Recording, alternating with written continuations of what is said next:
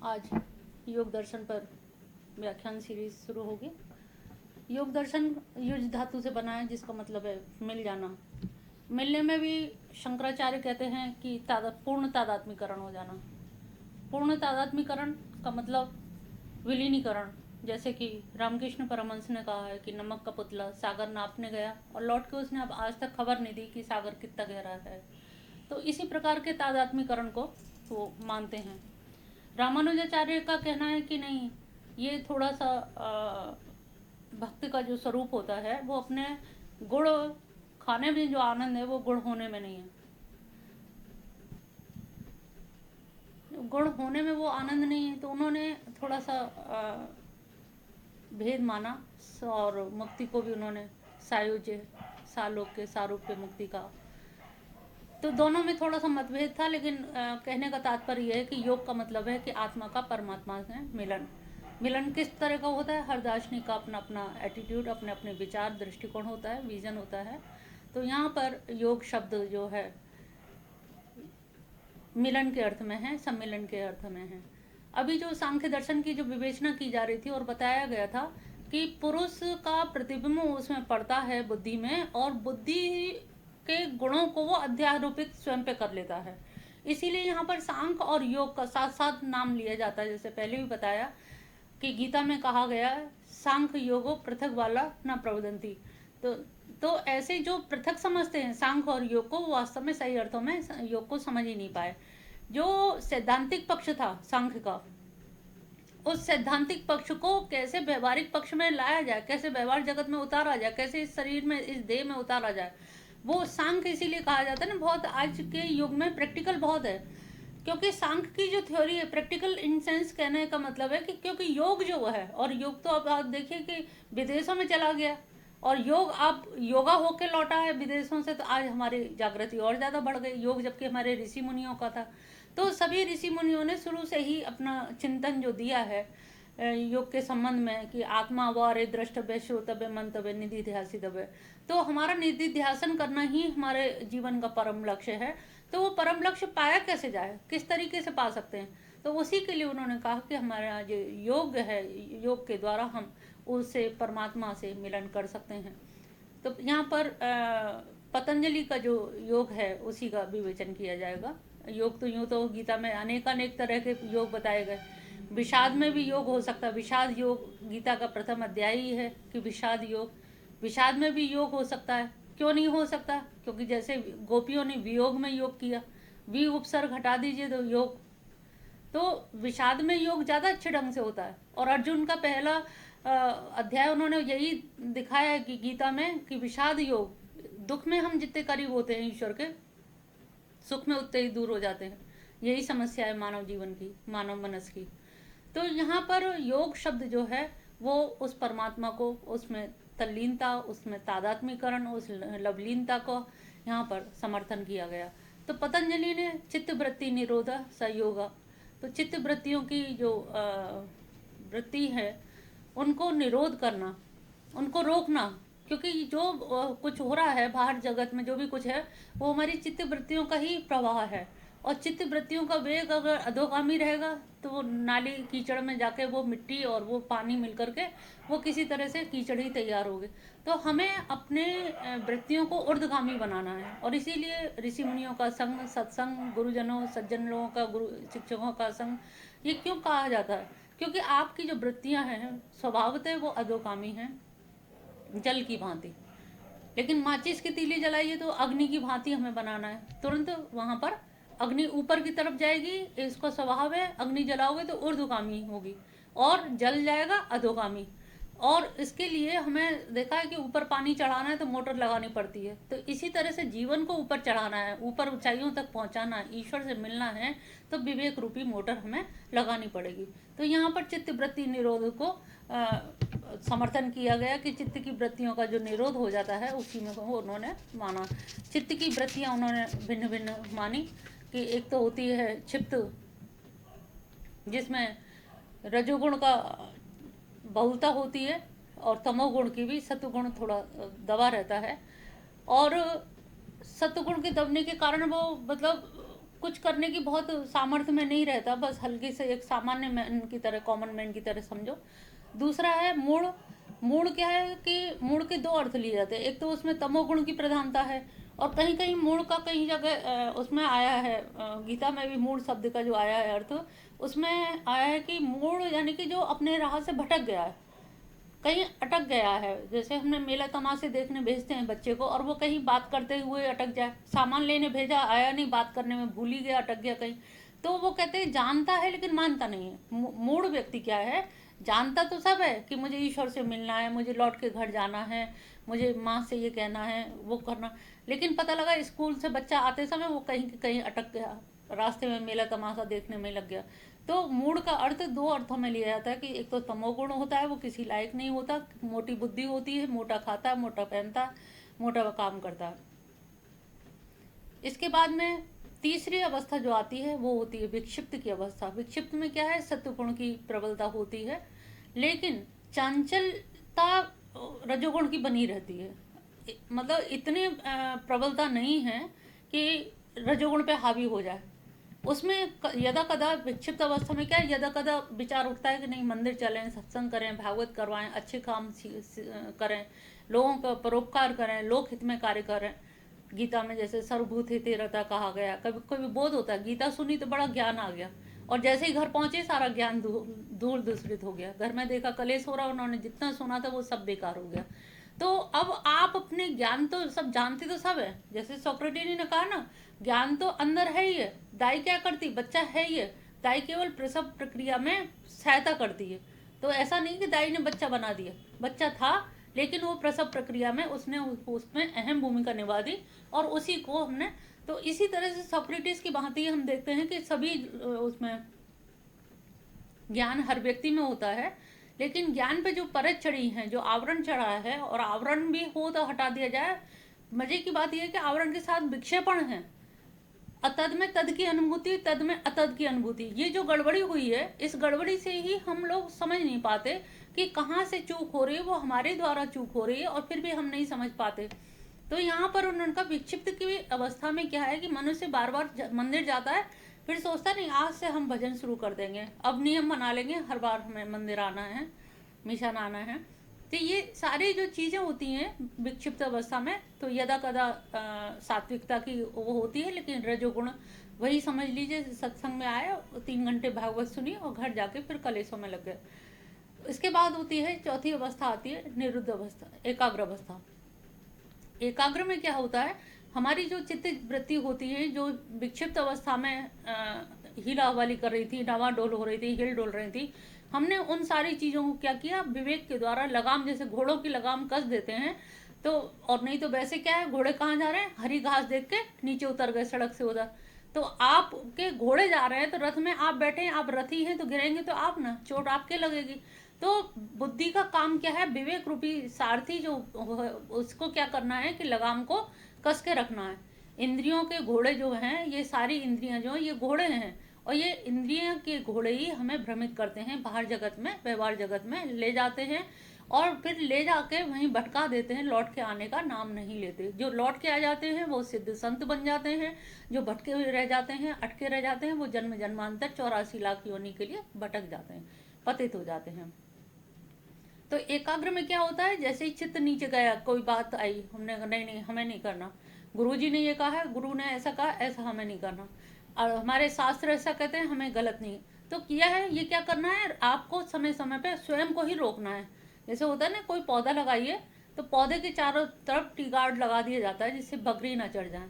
तो इसी प्रकार से अगर आप एकाग्रता की ओर बढ़ रहे हैं, तो उसमें आप विवेक रूपी टी गार्ड ऐसा लगा दीजिए कि बाहर की जो आबो हवा है, जो पाश्चात्य संस्कृति सभ्यता जो हावी हो रही है, उसकी आबो हवा में हमारा पेड़ नाजुक है, वो उखड़ के गिर ना जाए, इसके लिए पहले हमें सुरक्षा की आवश्यकता पड़ेगी, और इतनी आवश्यकता पड़ेगी किसी भी तरह से भ्रमित ना हो जाए। अगर एक बार पैर फिसला तो थोड़े से नहीं फिसलते, फिर धड़ाम से नीचे ही खाई में जाते हैं। तो हमें बहुत सोच समझ के हर पल इस मार्ग में चले हैं, तो फिर बहुत ही सोच के समझ के हमें पग रखने होंगे।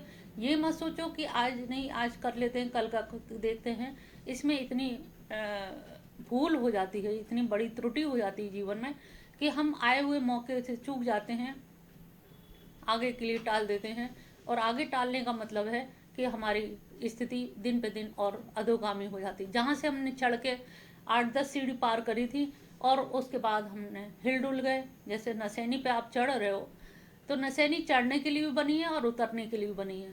तो अब सवाल ये है कि उस सीढ़ी का आप उपयोग किसके लिए करते हो, चढ़ने के लिए करते हो कि उतरने के लिए। और कुछ लोग क्या होते हैं, विक्षिप्त में यही होता है, सीढ़ी चढ़ता है सीढ़ी उतरता है, चढ़ना और उतरना।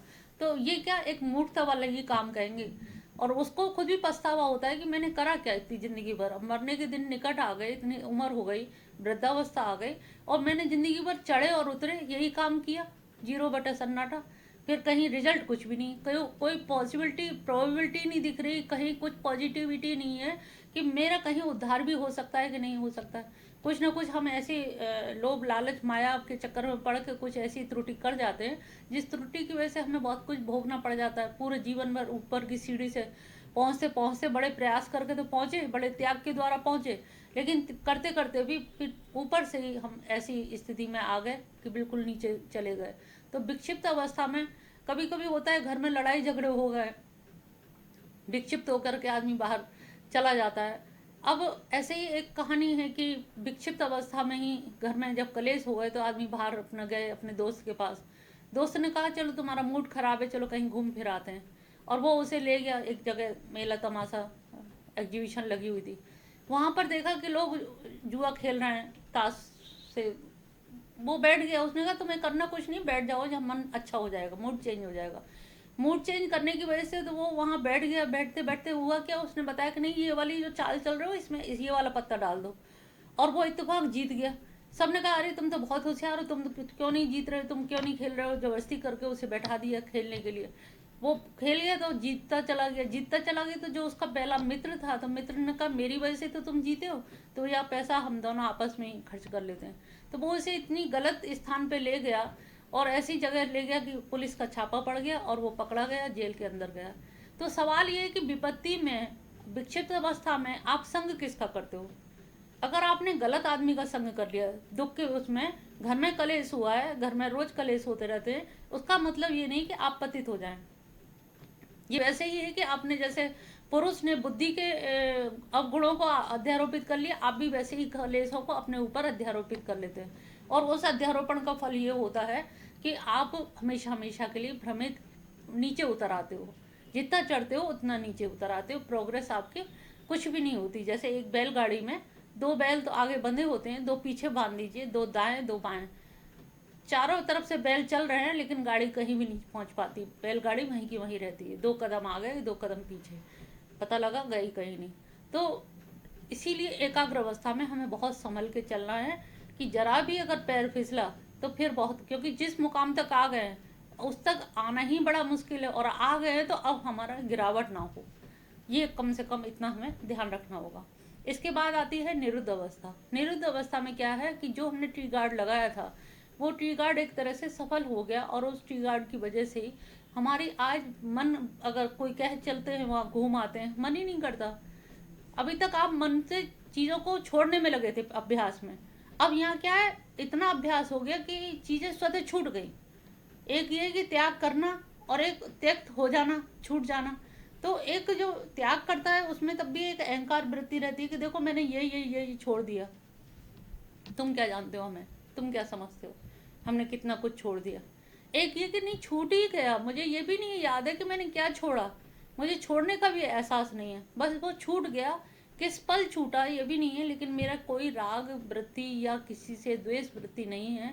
मुझे मेरा जो लक्ष्य है, जो मुझे जहाँ जाना है, वो मेरा लक्ष्य मुझे क्लियर होना चाहिए। मुझे कहीं भी भटकना नहीं है किसी भी तरह से। तो ये इस तरह से उसकी जो निरुद्ध अवस्था है, निरुद्ध अवस्था एक तरह से एकाग्र और निरुद्ध अवस्था है, ये हमारी योग की सही रूप में भूमि है। 5 प्रकार की जो भूमियाँ बताई थी, क्षिप्त, मूढ़, विक्षिप्त, एकाग्र और निरुद्ध। तो अब एकाग्र और निरुद्ध से हमारा योग का काम शुरू हो पाता है। विक्षिप्त तो संसार में सभी मनुष्य चल रहे हैं, मूढ़ भी बहुत लोग हैं, और क्षिप्त से कल्पना नहीं की जा सकती। एकाग्र के बाद में हमें एक संभावना जागृत होती है कि यहाँ हम योग साध सकते हैं। इसी प्रकार से चित्त की वृत्तियाँ भी बताई गई हैं। वृत्तियाँ, क्लिष्ट वृत्तियाँ भी होती हैं और अक्लिष्ट वृत्तियाँ। अक्लिष्ट वृत्तियों में क्या है कि एक सामंजस्य बना हुआ है, धार्मिकता भी रहती है, और लेकिन जो क्लिष्ट वृत्तियाँ वो कॉम्प्लिकेटेड है, इतनी कॉम्प्लिकेटेड होती हैं कि वो आदमी को स्वयं में ही उलझाव में डाल देती हैं। फिर भी मोटे तौर पे हम देखते हैं कि जो वृत्तियाँ हैं वो भी 5 वृत्तियाँ हैं। जैसे प्रमाण, जब कोई बात उठती है तो हम पहले उस बात के लिए प्रमाण चाहते हैं कि आखिर इसका प्रमाण क्या है, किस आधार पर ये बात कह रहे हो, किस तरह से। फिर है विपर्य। विपर्य यानी कि जो वस्तु नहीं है और वो वस्तु मतलब दिखा देना, वो वस्तु बता देना। विकल्प मतलब वस्तु के ना होते हुए भी एक विचार रूप में एक वस्तु का सजग कर देना कि ये विकल्प ऐसा भी हो सकता है। निद्रा, निद्रा तो आवश्यक है सभी के लिए, तमोगुण का गुण है, और ये कोई भी साधक हो उसके लिए भी आवश्यक होता है कि तमोगुण तो होना ही चाहिए, निद्रा होनी चाहिए। स्मृति, स्मृति में ये कि हमारे पूर्व के संस्कार या जो हमारे गुरुजनों ने जो हमें संस्कार दिए हैं, जो शिक्षा दी है, स्मृति दोनों ही तरह की हो सकती है। कभी कभी क्लिष्ट वृत्ति भी होती है। क्लिष्ट वृत्ति में क्या है कि हमें पुरानी वो बातें याद आती हैं जब हमें बड़े दुख झेले थे, और वो याद करके आज भी रोना आता है। और समझदार आदमी क्या कहता है, हमें उनको अक्लिष्ट कर लेते हैं कि वो जो दुख थे उस शुरुआत के, अगर वो दुख ना होते तो आज ये वाले अच्छे दिन भी ना आते, बुरे दिन थे कट गए, हंसते हंसते वो बताता है कि हमने बुरे दिन कैसे कैसे बुरे दिन काटे हैं। एक व्यक्ति भावुक हो जाता है और रो रो के बताता है कि हमने क्या क्या झेला है, हम क्या बताएं तुम्हें, तो सब कुछ हम झेल चुके हैं। तो ये इस तरह से ये क्लिष्ट और अक्लिष्ट करके ये 5 निद्रा, विकल्प, विपर्य, प्रमाण, स्मृति, ये 5 वृत्तियां कही गई हैं। 5 वृत्तियों के अब आती है हमारा अभ्यास। और ये वृत्ति जो है या जो निरुद्ध और एकाग्र की जो हम बात कर रहे हैं, इसके लिए पतंजलि ने अभ्यास और वैराग्य के लिए बहुत ध्यान दिया है कि चित्त की जो वृत्ति है, एक तरफ से जो बह रही है ये कल्याण के लिए, एक तरफ से पाप हुआ, यानी कि हमारे एक मन में दोनों ही तरह के विचार आते हैं, पाप के भी विचार आते हैं और सत्कर्म के भी विचार आते हैं। तो यहाँ पर योग में अभ्यास पर जोर दिया गया है। अगर आप अभ्यास करोगे, लगातार अभ्यास करोगे, अभ्यासेन्तु कौन्ते वैराग्येण च गृह्णीत, तो यहाँ पर अभ्यास भी, और केवल अभ्यास होगा तो वो क्या होगा, कृत्रिम हो जाएगा, आर्टिफिशियलिटी हो जाएगी। और उसके संग वैराग्य नहीं हुआ तो बेकार है। तो खाली वैराग्य भी हुआ, अभ्यास नहीं है, तो वही है जानता हूँ पर मानता नहीं हूँ। तो वैराग्य और अभ्यास दोनों का ऐसा समीकरण इन्होंने बताया पतंजलि ने कि अभ्यास होगा तो कृत्रिमता आ जाएगी, मशीनीकरण हो जाएगा। खाली वैराग्य होगा तो इतना ज्ञान तो सबको है कि शुभ क्या है, अशुभ क्या है, नैतिक क्या है, अनैतिक क्या है, अच्छा बुरा हर व्यक्ति जानता है। मूर्ख से मूर्ख व्यक्ति भी, चोर भी जानता है चोरी करने से पहले कि मैं बुरा काम करने जा रहा हूँ, इसीलिए वो टाइम ऐसा देखता है कि गहरी निद्रा में से उड़ रहा हूँ। तो चोर को भी ज्ञान है कि मैं बुरा करने जा रहा हूँ, इसलिए वो छुप के आता है, चोरी से घरों में घुसता है, किस जगह से घुसना है, दिमाग तो होता है उसमें, लेकिन संस्कार नहीं है, विवेक नहीं है। तो यहाँ पर अभ्यास, ज्ञान और वैराग्य का विशेष ध्यान दिया गया है। और ज्ञान और वैराग्य जब हम बुद्धि को वो कर लेते हैं, समाधिस्थ कर लेते हैं, तो वहाँ पर हमारी समाधि की, निरुद्ध अवस्था के बाद समाधि की अवस्था आती है। समाधि है सम्यक अधीयते, यानी सम्यक प्रकार से अधिष्ठित हो जाए आपकी बुद्धि। यहाँ पर कहीं भी आपकी बुद्धि फिर भ्रमित ना हो, और भ्रमित ना हो इसी के लिए यहाँ पर समाधि के रूप बताए गए। संप्रज्ञात समाधि, असंप्रज्ञात समाधि। संप्रज्ञात में क्या है, एक तो है वितर्कानुगत समाधि, जहाँ हम किसी स्थूल का आलम्बन लेते हैं और उस पर हम बार बार उसको ध्यान करते हैं, और उस सहारे से जैसे हम भगवान कृष्ण के अंगुष्ठ में या चरणों में अपनी वृत्ति डोरी की तरह से बांध दी, अपने आप को, अपने मन को, अपनी वृत्तियों को बांध देते हैं, तो लगता है कि नहीं हम किसी के समीप में हैं और किसी के सानिध्य में हैं। दूसरा आता है विचारानुगत, जो पंच तन्मात्रा हैं, रूप रस गंध शब्द स्पर्श है, तो किसी भी एक उस पर विचार पर, जैसे ओम पर हमने ध्यान लगा लिया, या श्वास प्रश्वास पे हमने ध्यान लगा लिया, तो इस प्रकार से विचारानुगत, वितर्कानुगत। फिर है आनंदानुगत। आनंदानुगत में हम ऐसी स्थिति में पहुंच जाते हैं कि वहाँ आनंद की स्थिति आने लगती है और आनंद अनुभव करते हैं, और जो संसार के जो राग देश क्लेश हैं, जो लोग कहते भी हैं, उन पे हंसी आने लगती है, क्योंकि इतने ऊंचाई पे इतने ऊपर पहुंच गए होते हैं कि वहाँ ये सारी बातें, ग्रह कलह वगैरह, ये सब फिर बचकानी बातें लगती हैं। लगता है जैसे दो छोटे बच्चे लड़ रहे हैं, उन पर हंसी आती है। तो वही स्थिति हो जाती है कि हम उस स्थिति में आप पहुंच जाते हैं कि वहाँ पर ये हमें चीज़ें खलती नहीं है, आनंद की मुदिता का भाव हमेशा बना रहता है। चौथी है अस्मितानुगत समाधि। अस्मितानुगत मतलब ये है कि मैं हूँ, मुझे हूँ का बोध रहता है कि मैं हूँ, और मैं हूँ और मुझे ईश्वर को प्राप्त करना है। जब मैं बुद्धि नहीं रहेगी तो अभी वो पतित हो सकता है। तो मैं हूँ, एग्जिस्टेंस, हूँ का मतलब है एग्जिस्टेंस। तो मैं हूँ, मुझे और ऊपर पहुँचना है, और ऊपर कहाँ पहुँचना है? अभी असंप्रज्ञात समाधि में। संप्रज्ञात समाधि जिसमें प्रज्ञा का सहारा लेना पड़ता है, असंप्रज्ञात समाधि में हमारी प्रज्ञा भी उससे जाके मिल जाती है, परम तत्व से। और वहाँ पर हमारा कोई भी, इसको निर्विकल्प भी कहते हैं, निर्वीज समाधि भी कहते हैं। यहाँ पर हमारी कोई भी आलम्बन नहीं होता, कोई भी स्थूल का या रूप रस गंध का या किसी का भी सहारा नहीं लेना पड़ता, वो स्वयं में स्वयं ही स्थित हो जाता है। ये हमारी असंप्रज्ञात समाधि होती है। योग में 5 क्लेश भी बताए हैं, पंच क्लेश का वर्णन आता है। पंच क्लेश में सबसे पहले है अस्मिता, यानी कि यहाँ से ही शुरू होता है कि मैं हूँ, ये बोध जिसमें रहता है कि मैं हूँ, फिर मेरा है, ये मेरा है। तो ये सारा प्रपंचात्मक जगत कहाँ से शुरू हुआ? अस्मिता से, कि मैं हूँ। और इससे पहले क्या आता है? अज्ञान। अज्ञान से ही तो हमने जीव की उत्पत्ति हुई। मैं हूँ की जो उत्पत्ति है ये काय से हुई? अज्ञान से। तो पंच क्लेशों में सबसे पहले अज्ञान। अज्ञान ना होता तो जीव जन्म ही क्यों लेता? जन्म इसलिए लिया क्योंकि वो अज्ञान ही था, और अज्ञान जन कर्म किए, और कर्म के फल भोगने के लिए उसने शरीर धारण किया, और शरीर धारण को ही वो मैं हूँ अपना एग्जिस्टेंस सिद्ध करता है, और बाद में नाम रूप उपाधि उसमें जुड़ते जाते हैं। फिर जो हमारे अनुकूल होते हैं उन वो हमारे प्रेमी, यानी उनसे राग हो जाता है। जो प्रशंसा करता है बच्चे की, बच्चा उसके पास ज़्यादा ज़्यादा जाता है। तो राग ये बच्चे की बात नहीं है, बुढ़ापे तक ये चीज़ें चलती हैं। और द्वेष, जो हमारे प्रतिकूल कार्य करते हैं उन वो हमारे द्वेष या दुश्मन होते हैं। और कहा जाता है कि अगर आपको पुनर्जन्म से मुक्ति चाहिए, पुनरपि जन्म पुनरपि मरणम पुनरपि जननी जठरे शयनम, इससे अगर मुक्ति चाहिए तो आप राग और द्वेष किसी से भी मत रखिए।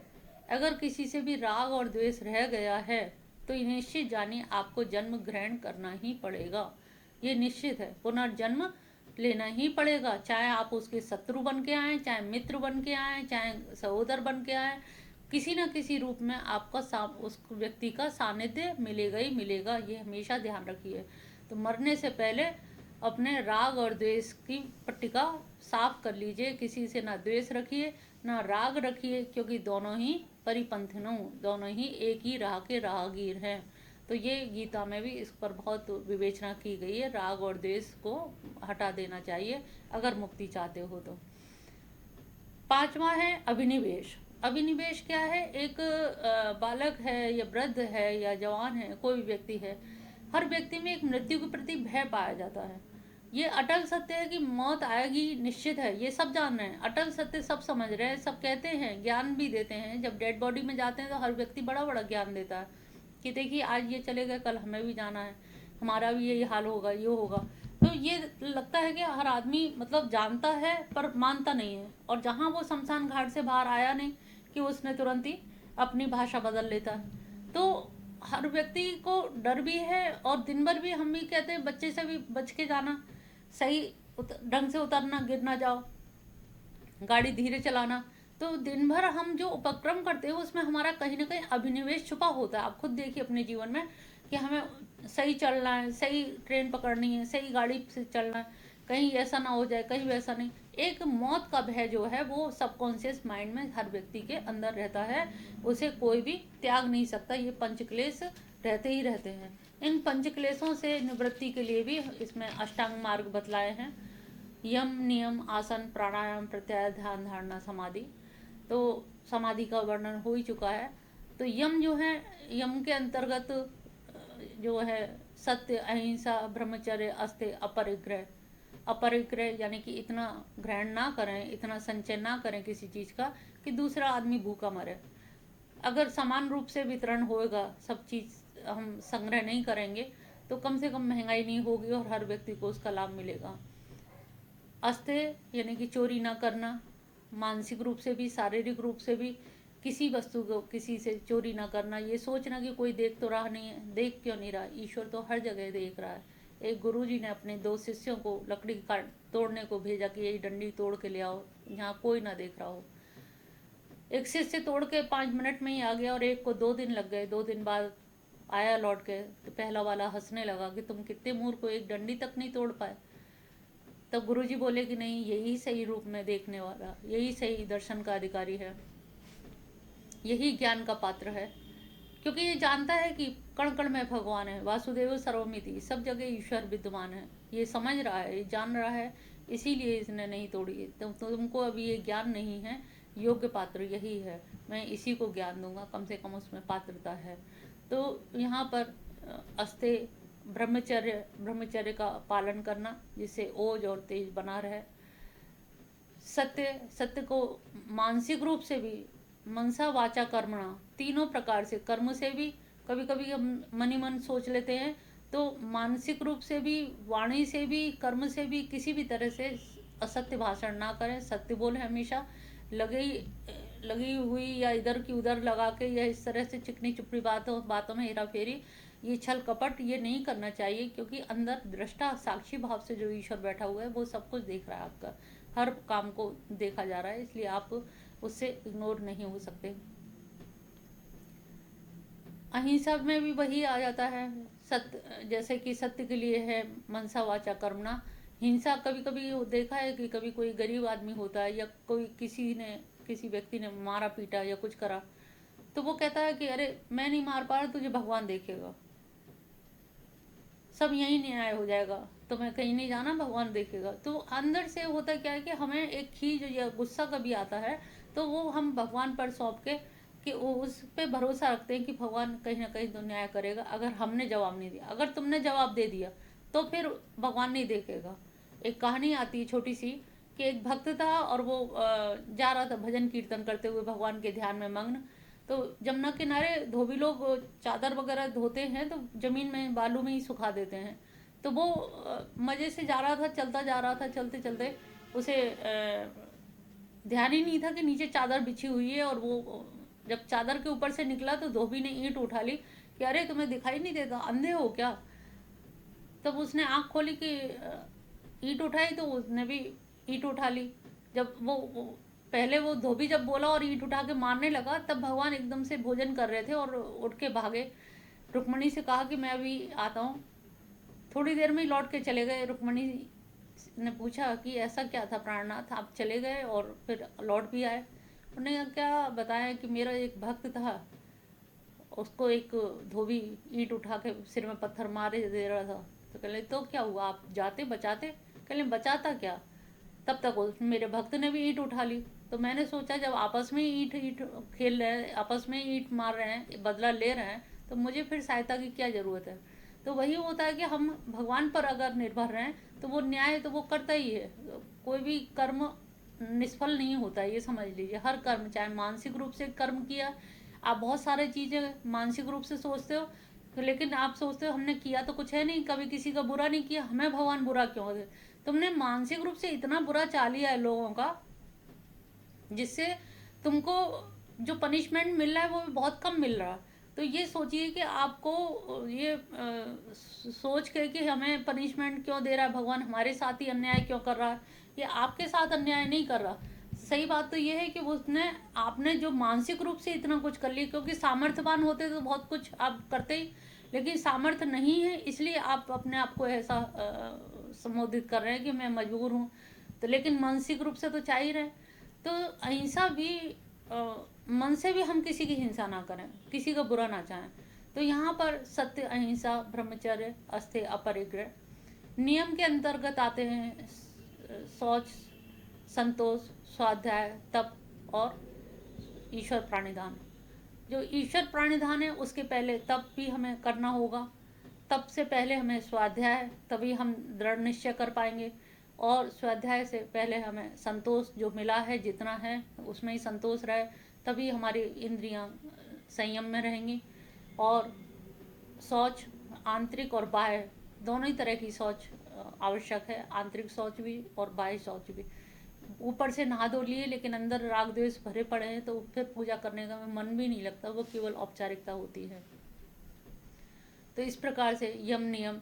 आसन में सुखम आसनम, सुखपूर्वक आसन हो, वो चाहे कैसे भी हो। लेकिन सवाल प्रश्न यहाँ पर ये आसन का नहीं है, प्रश्न ये है कि आपका ईश्वर में ध्यान कितना लग पा रहा है।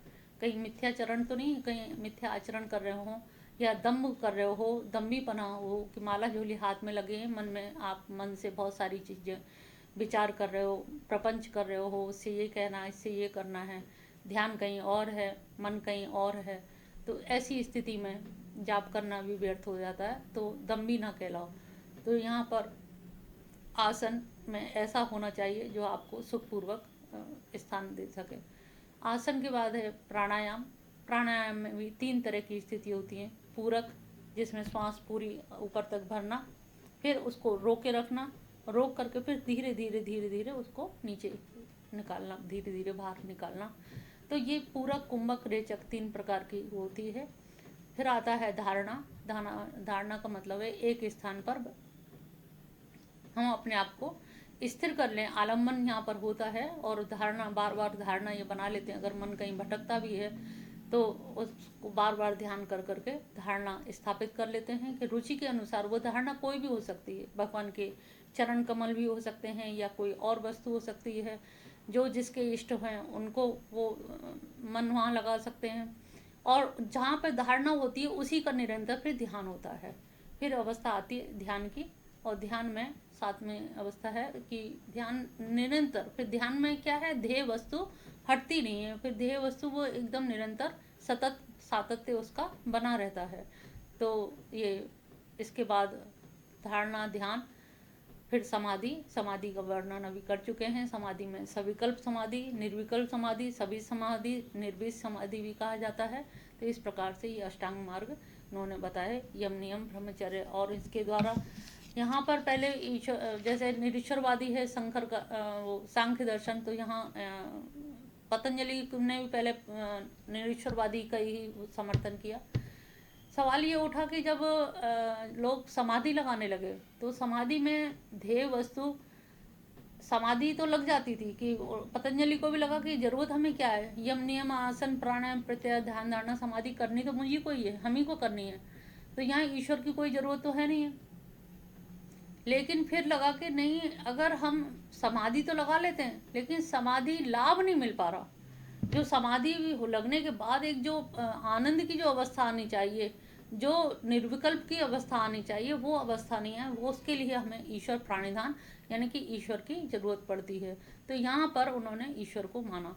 जो नियम में जो बता रहे थे स्वाध्याय और ईश्वर प्राणिधान, तो वही ईश्वर प्राणिधान को यहाँ पर महत्व दिया गया कि बिना ईश्वर की कृपा के, बिना उनकी अनुकंपा के हम ध्यान भी नहीं लगा सकते। और ध्यान के साथ साथ धारणा करना भी मुश्किल होगा और समाधि लगाना तो बहुत ही दूर की बात होगी। तो इस प्रकार से उन्होंने ईश्वर को फिर सत्ता मानी और माना कि ईश्वर क्लेश कर्म विकास विपाकाशय अपरामृष्ट पुरुष विशेष स ईश्वर।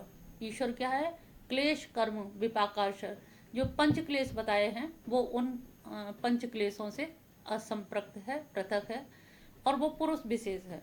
पुरुष विशेष कैसे है, जैसे पुरुषोत्तम की जो अभी चर्चा की थी सांख्य में कि जिसे ज्ञ कहा गया है, तो पुरुष विशेष, वो पुरुष विशेष ऐसा है जिसे पुरुषोत्तम कह सकते हैं, जो सबका साक्षी है, सबका दृष्टा है।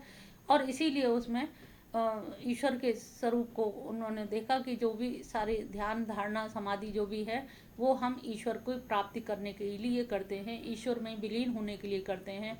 आत्मा का परमात्मा में जो लीन है, लीन तब माना जाएगा जब हम समाधि के द्वारा वहाँ तक पहुँचेंगे। जब उनमें परमात्मा में आस्था नहीं होगी तो लीन होंगे काय में, तादात्मीकरण होगा किस में। तो इसलिए यहाँ पर योग में आते आते फिर ईश्वर की सत्ता को मानना पड़ा। और ईश्वर की सत्ता जब समाधि हो जाती है तो फिर वहाँ से कैवल्य की प्राप्ति भी हो जाती है। और इसमें जीवन मुक्ति की अवस्था भी मानी गई कि प्रारब्ध वशात जो हमारे पिछले पूर्व जन्म के जो कर्म रह गए हैं, जैसे कुम्हार का चाक से एक बार घूम गया है तो चाक धीरे धीरे अपने आप रुकेगा। जब प्रारब्ध कर्म क्षीण हो जाते हैं तब हमारी ये सारी चीज़ें समाप्त हो जाती हैं और तब कैवल्य की प्राप्ति होती है। और कैवल्य की प्राप्ति की बात यहाँ पर शंकराचार्य की तरह आनंद की स्थिति नहीं मानी है, यहाँ पर तादात्म्यकरण माना गया है। लेकिन जैसे शंकराचार्य ने वेदांत में माना है कि आनंद की अवस्था प्राप्त हो जाती है, यहाँ पर आनंद न मान करके तादात्म्यकरण माना गया है। इस प्रकार से ये हमारा योग दर्शन की विवेचना की गई। और योग दर्शन में ईश्वर के स्वरूप जो इनका क्रियात्मक पक्ष है, और योग से आज तो इतना अधिक आधुनिकीकरण हो गया है कि हमारे शरीर सौष्ठव जो भी है, रोग भी दूर हो जाते हैं। योग की प्राचीनतम अवस्था में जितना योगदान रहा होगा, मध्य में थोड़ा सा कम हो गया, लेकिन आज पुनः आज हम देख रहे हैं कि घर घर योगा चल रहा है, हर जगह योगा क्लासेस लग रही हैं, योग सब लोग कर रहे हैं। मॉर्निंग वॉक में भी जो लोग जाते हैं वो योगा भी करके आ रहे हैं वॉक के साथ साथ। तो लोगों में ये लगा कि एकदम से शरीर में क्रांतिकारी परिवर्तन हुआ। हर व्यक्ति गरीब से गरीब व्यक्ति कर सकता है, उसमें किसी को जरूरत भी नहीं। टीवी पे भी दिखाया जा रहा है, इतने प्रकार के आसन दिखाए जा रहे हैं, प्राणायाम दिखाया जा रहा है। तो इस तरह से योग की आज मेरे ख्याल से इतने जो दर्शन हैं, इन दर्शनों में योग की सबसे ज़्यादा जो स्थिति दिखाई दे रही है, हर व्यक्ति में योग की अवस्था दिखाई दे रही है। वो चाहे आस्तिक हो या नास्तिक हो, वहाँ पर ये भी सवाल नहीं उठता। लेकिन योग को हर व्यक्ति ने स्वीकार करा है, तहे दिल से स्वीकार कर रहे हैं, और वो सबके लिए उपयोगी सिद्ध भी हो रहा है। योग दर्शन के अंदर का एक विभूति योग का भी विवेचन किया जाता है। विभूति में क्या है कि जब आप साधक उच्च कोटि पे पहुंचता है तो पहुंचते समय उससे बहुत सारी विभूतियों की उत्पत्ति होती है, और इतनी विभूतियां वो चाहता है कि परकाया प्रवेश हो जाए, दूसरे में जटाओं से पानी निकाल देना, जीवित मृत प्राय व्यक्ति को जीवित कर देना, रोगी को रोग दूर कर देना। तो इतने तरह तरह के जो वो होते हैं उसमें, तो उसको ऐसा लगता है कि मैं मतलब बहुत सिद्ध संत हो गया, और सिद्ध संत होकर के वो इतना ऊपर पहुंचने की कोशिश में, तो उसकी जो लोकेशना है वो इतना इस लेवल पे जब पहुंचा है तो उसकी लोकेशना उसे मार गिराती है। और लोकेशना की वजह से ही वो जो इतनी भीड़, इतनी अथाह सैलाब जो जन समूह को देखता है तो उसे लगता है कि मैं ही खुदा हो गया, मैं ही ईश्वर बन गया। तो ये जो मैं अहंकार जो होता है, वो अहम जो आकार ले लेता है, अहम का आकार ही उसको ले डूबता है। तो यहाँ पर बड़े विवेक की जरूरत है कि जो लोग पतित होने से अगर बचना है, क्योंकि विभूतियां पतित भी कर देती हैं, क्योंकि जो साधना आपने की इस लोक में की और इस लोक में ही आपने कैश करा लिया उसको, तो जो आपने जमा पूंजी थी वो जमा पूंजी इस लोक में ही खाली यूज कर ली, तो आपके पास तो ले जाने के लिए कुछ भी नहीं बचा। तो विभूति में बहुत तरह तरह की विभूतियां प्राप्त होती हैं योग के उसमें, लेकिन उन विभूतियों से जो संत होते हैं, एक्चुअल जो संत होते हैं, जिनमें वास्तव में संतता होती है, वो इन विभूतियों के चक्कर में नहीं पड़ते। कहते हैं ना, पंच बढ़ाई दे गए खिपड़ा दे गए हाथ। तो पांच लोग बढ़ाई दे भी जाएंगे, लेकिन हाथ में क्या रहा, हमारे सारी तपस्या चली गई। हजारों लाखों लोग पैर छू रहे हैं, अंगूठा दो दो के पी रहे हैं, लेकिन उससे हुआ क्या, आपकी तपस्या सब क्षरण हो गई, सब चला गया, सब कुछ खत्म हो रहा है, क्षरण हो रहा है। तो ये जो लोकेशना है, जैसे वित्तेषणा है, पुत्रेषणा है, और तीसरी जो है लोकेशना, ये नहीं जाती लोगों के मन से। कहते हैं ना कि कंचन तजना सहज सहज त्रिया करने, मान बढ़ाई ईर्षा तजना दुर्लभ है। तो इन चीज़ों को कंचन तज सकता है, आदमी छोड़ के चला जाता है, पत्नी को छोड़ देगा, बच्चों को छोड़ देगा, घर छोड़ देगा, शहर छोड़ देगा, लेकिन मान बढ़ाई और ईर्षा, ये तीन चीज़ों को छोड़ने में बहुत कठिनाई होती है। तो जहाँ मान सम्मान मिलने लगता है, इतनी ऊंचाइयों पे लोग बड़े बड़े मंत्री जब आने लगते हैं दंडवत करने के लिए, तब एक अहंकार आ जाता है। वो अहंकार क्या है, वो आपको पतित कर देता है, एकदम गिरा देता है नीचे की तरफ। तो इस प्रकार से यहाँ पर विभूतियों के लिए मना किया गया है कि विभूति अगर जो विवेकी व्यक्ति है, जो वास्तव में तादात्म्य चाहता है, परमात्मा से ही मिलना चाहता है, तो ये एक तरह से ये बच्चों के झुंझुने हैं। विभूति क्या है, बच्चों के झुंझुने हैं। जैसे बालक एक रोता है तो माँ आती है तो एक झुंझुना पकड़ा जाती है कि बच्चा खेलेगा। एक बच्चा वो होता है कि झुंझुना फेंक देता है कि नहीं, मुझे माँ ही चाहिए। तो वही स्थिति इसमें है योग में, कि जब आपको विभूति रूपी बहुत अनेक आपको पर काया प्रवेश मिल जाएगा तो इसमें आपका बहुत नाम ख्याति होगी, मेरी ये ख्याति होगी, पेपर में निकलेगा, टीवी चैनल पे आएगा। तो ये सारी चीज़ों की जो ख्याति की जो अभिलाषा होती है, उससे कहीं ना कहीं आपकी तपस्या का हनन होता है, क्षरण होता है, तपस्या माइनस में जाने लगती है। तो और जो विवेकी जन हैं वो उन लोगों को, उन विभूतियों को त्याग देते हैं। वो वैभव आते हैं लेकिन उन वैभवों को भी त्याग देते हैं, उसमें लिपायमान नहीं होते, लिप्त नहीं होते। ऐसा नहीं कि उनको मिली नहीं है, मिलती है, लेकिन उसको वो अपना नहीं समझते। उनको मालूम है कि झुंझुना है, खिलौना है, भगवान ने ये भ्रमित करने के लिए भेजा है। आपको पता लग जाए कि ये नाटक चल रहा है, ये कोई और इसके नाटक कराने वाला है हमें भ्रमित करने वाले के लिए, तो आप सजग हो जाएंगे, चैतन्य हो जाएंगे कि नहीं, मुझे इनमें भ्रमित नहीं होना है। तो वही स्थिति है कि अगर जीव, जो साधक इसमें भ्रमित नहीं होता है, विभूतियों में नहीं अटकता है, तो वो सीधे सीधे परमात्मा से उसका विलीनीकरण हो जाता है, उससे मिल जाता है। या कहिए विलीनीकरण ना हो तो सालोक की मुक्ति हो, सायुज्य मुक्ति हो, या गोलोक धाम में उसका सहचरी भाव में, सखी भाव में उसका रहे, गोपी भाव रहे, तो जो भी हो स्थिति, लेकिन ये है कि विभूतियों में हमें अटकना नहीं चाहिए। यहाँ पर योग में हम लोग जो योग करते हैं, योग ये राजयोग है एक तरह से, जहाँ पर ध्यान धारणा करी जाती है। एक मंत्र योग भी होता है, और मंत्र योग में क्या है कि श्वास प्रश्वास के साथ में कोई एक मंत्र होता है, और मंत्र के ऊपर पूरा तरह से हमारा ध्यान एकाग्र होता है, और मंत्र पर पूरा एकाग्र करके और उसको देखते हैं कि जो एक एक अक्षर है, अक्षर अक्षर पे हमारा ध्यान रहता है। इससे क्या होता है कि ध्यान भटकता नहीं है, और वो मंत्र भी सिद्ध हो जाता है। कहते हैं एक पुरस्चरण कर लीजिए 1,40,000 का। तो इस तरह से बहुत से लोग पुरस्चरण कर करके मंत्रों को सिद्ध करते हैं, और उस सिद्ध से भी उनको शांति भी मिलती है, और उनके अपने कार्य भी सिद्ध हो जाते हैं। इसी तरह से हठ योग होता है। हठ में कहा जाता है कि हठ योग में कुंडलिनी जागरण किया जाता है। कुंडलिनी जागरण करके उस पर इतने थपेड़े मारे जाते हैं श्वास प्रश्वास के, तो सोहम सोहम सोहम करके, कि उससे वैसे तो कहा जाता है कि श्वास प्रश्वास में स हम तो ये निकल रहा है, लेकिन गुरु जब दीक्षा देता है तो वो उस स और हम का समायोजन करके सो हम करके बता देते हैं कि ये जो श्वास और प्रश्वास है, इसकी ठोकर कुंडलिनी में, जो अपने मुख में पूंछ को दबाए हुए पड़ी हुई है, उसमें ठोकर मारनी है। जो नाभि के पास होती है उसमें ठोकर मारोगे तो वो जाग करके सीधे सहस्त्रार चक्र तक आ जाएगी। तो साइड में आपकी जो ईड़ा पिंगला नाड़ी हैं, उनसे होते हुए बीच में तंतु रेशम की तंतु की तरह से, रेशम के धागे की तरह से है, और वो सीधे सहस्त्रार में जा करके बैठ जाती है। तो इस तरह से हठ योग को भी उन्होंने बताया है, मंत्र योग। और हठ योग, लय योग क्या है, उसमें अपने आप को ईश्वर में ध्यान के द्वारा लय कर देना और लवलीन कर देना। और कोई भी उसमें ऐसा नहीं होता है, मतलब एक तरह से शून्य अवस्था ही समझिए, कि उसमें ना उसे बहुत किसी आलम्बन की जरूरत होती है, अगर होती भी है तो वो उसी में एकाकार हो जाता है, अपना अस्तित्व भूल जाता है। इतना लय की स्थिति होती है कि स्वयं का जो स्थिति है, स्वयं का जो भान है, शरीर का जो भान है, देह अभिमान खत्म हो जाता है। और इसके बाद है राजयोग। राजयोग में ऐसे ही साधारण जो हम सब लोग करते हैं नित्य का योग जो है, ध्यान धारणा समाधि के द्वारा, ये हमारा राजयोग कहलाता है। और ध्यान कर करके भगवान के चरणों में अपने आप की वृत्तियों को समर्पित करते हैं। तो ये 4 तरह के योग को बतलाया। हालांकि राजयोग बड़ा आसान है, इसमें कहीं कोई दिक्कत नहीं है, क्योंकि हठ योग में क्या है, कुंडलिनी जागरण में कभी कभी कोई सही सदगुरु नहीं है, तो इसका कहीं गलत भी उपयोग हो जाता है और रोग भी हो जाते हैं।